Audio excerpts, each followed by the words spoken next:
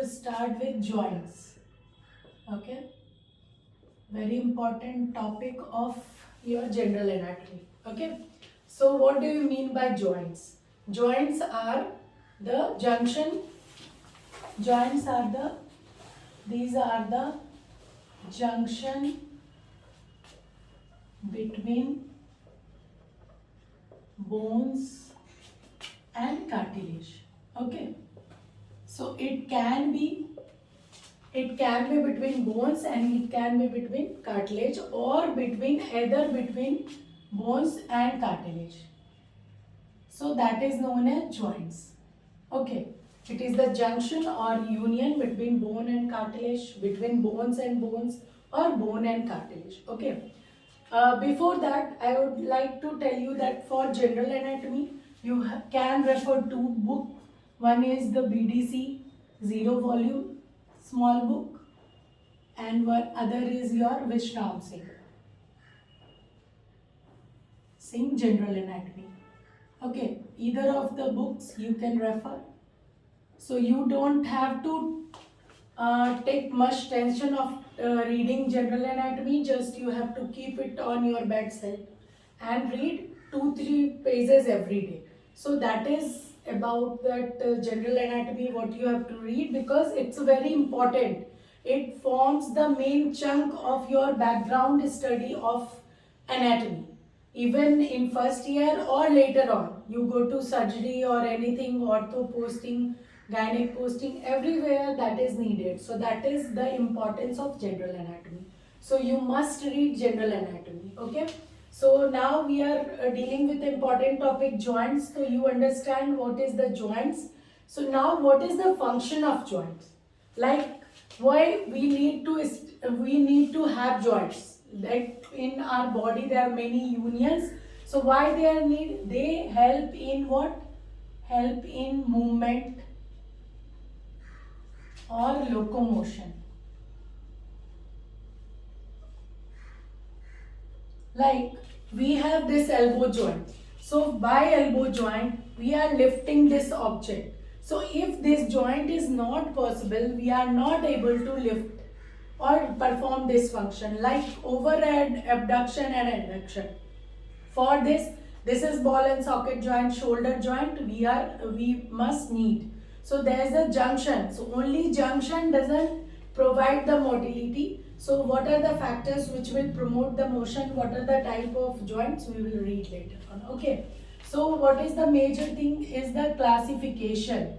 So it can be divided mainly, the two classification will be one on the basis of structure. So one is the structural and one will be your functional. Functional and structural. Okay. So functional means what? On the basis of function. Like if it is slightly mobile, it is highly mobile, it's a freely mobile. On the basis of that function, how it is going to help, that joints are divided into 3 categories. So first we are going to see on the basis of functions. So on the basis of function, joints can be divided into 3 criteria. Okay. So synarthrosis. Okay. Then amphiarthrosis or diarthrosis. So how do you remember it? So you remember it because the joint itself is telling you what function it is performing. Like he is saying show no mobility or movement. Sin artho. So or no activity. So this will show no activity. Activity means what? Mobility. Okay. So this joint itself is telling you that I am immobile and I am not providing any mobility. So this is said that I am immobile, showing no movement. So this is synarthrosis on the basis of movement we divide it. Okay, example are your sutures in your cranium. Skull bone, you have skull bone. In between the skull bone there are sutures. So those sutures are classified into this category because no motion movement is possible in these cranial sutures because they are connected by the fibrous joint. So we'll read later on.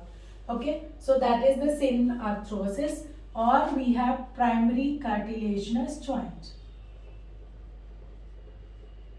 Like amphiarthrosis, amphibians. So it is the intermediate between the syn and the ar. So that is the slide. Amphi is slide. So slide movement is possible.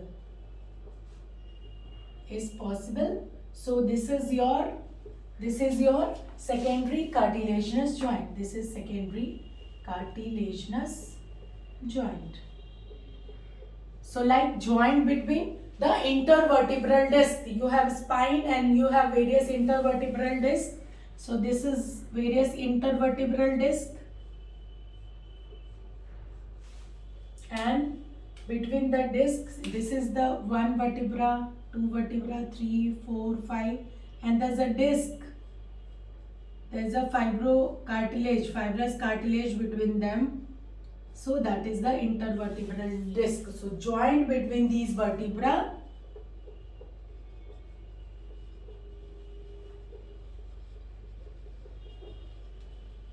Okay. So amphiarthrosis. Die क्या बोल रहा है? Die is telling you like for doing disco you need what? You need to move fully. Like maximum range of movement is required for performing disco. So from this you can remember, like for performing disco you have to show maximum movement. So that is the case of diarthrosis. This is the freely mobile or highly mobile joint. Okay, so this is your diarthrosis, like your ball and socket joint, like your shoulder joint. So we can perform any type of movement, flexion, extension, then circumduction, any type of movement is possible in this shoulder joint. So all type of your ball and socket joint. Okay, now on the basis of function, these three are divided on the basis of function. Now on the basis of a structure also there is a classification on this joint. So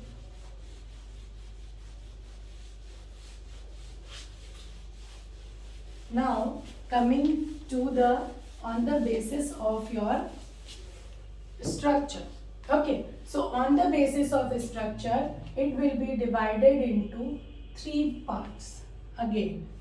One is, so what is the mnemonic? You can remember with CSF. Okay, CSF. CSF is the cerebrospinal fluid, but here it is the mnemonic for this. So F is your, I will start from that side, that is the fibrous joint. Okay, then you have cartilaginous joint, and you have synovial joint. Why I have done this way? Because I have classified them on the basis of mobility. Because this fibrous joint is also known as which joint on the basis of function? Synarthrosis, means no movement. So this is your no movement. Okay. Now this cartilaginous joint, it can have slight movement. It can have slight movement. It will have movement. So this is the cartilaginous joint. So this is also known as what? Amphiarthrosis. Okay. So this is also known as amphiarthrosis. Okay. And this is synovial joint, which is fully mobile or also diarthrosis. So this is the reason why we are going from non-mobile joint to slightly mobile joint to fully mobile joint. Why I am writing these two terms? Because in some exams, same joints, other terms can be used. So you need not confuse like this. So this is non-mobile, this is slightly mobile, and this is fully mobile. So these are the terms which can be used for MCQs. So you need not confuse and you have to remember all the three terms, how it correlate to each other. So coming to the fibrous joint. Fibrous joint, it is the strong, जो बोलते हैं ना F से क्या बोलते हैं? फेविकॉल. बोलते हैं ना फेविकॉल का जोड़ है, टूटेगा नहीं. So it's like fibrous. So F से fibrous, F से fibrous, F से फेविकॉल. सो फेविकॉल का जोड़ है, तो जोड़ है मतलब वो टूटेगा नहीं. Means what? It is extremely strong. और ये क्या है? This is binded by what? कुछ उसमें ग्लू मटेरियल है which is binding the two surface very perfectly. So what is this surface? So the two surfaces in the case of fibrous joint are joined together by fibrous connective tissue, dense fibrous connective tissue. Dense layer of fibrous connective tissue is joining the two layer. Like we have fibrous connective tissue. I'll make it here.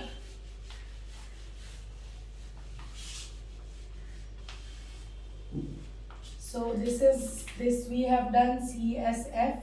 So this is fibrous connective tissue. So if one surface is like this, other surface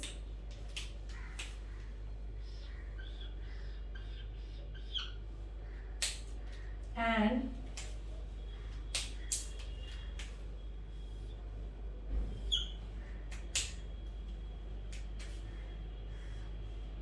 these are joined together like this and they have dense fibers. These red, I am depicting the dense connective tissue layer. Okay, dense. So this is the dense connective tissue layer. So it is bridging it so tightly, it's not possible to separate this joint. So this joint is known as, that's why known as it is fibrous joint. So what you will see, if it is bridging it closely like my two hands, if it is bridging like this, so there is no gap between my fingers, no gap, no cavity, you can see in between my fingers. So likewise in this joint what will happen? There will be no gap. There will be in this joint no gap and no joint cavity. One surface is approximated to other surface very tightly with the help of dense fibrous connective tissue. So these joints are very strong. So what are the example? One example is your cranial sutures. Other is your syndesmosis. So in the radioulnar joint, what you have? Two layers are there. If two surfaces are there, and in between there is a strong interosseous membrane, dense connective tissue layer modified to form dense connective tissue modified to form interosseous layer between radius and ulna. So this is the syndesmosis. So because of this interosseous membrane, this radius and ulna will act as a one unit. Like while doing supination and pronation, these two bones will act as a one unit and help in the movement. Okay, so then third is your gom forces. Gom forces. So what is gom forces? So you have this and you have tooth and there is a fibrous layer.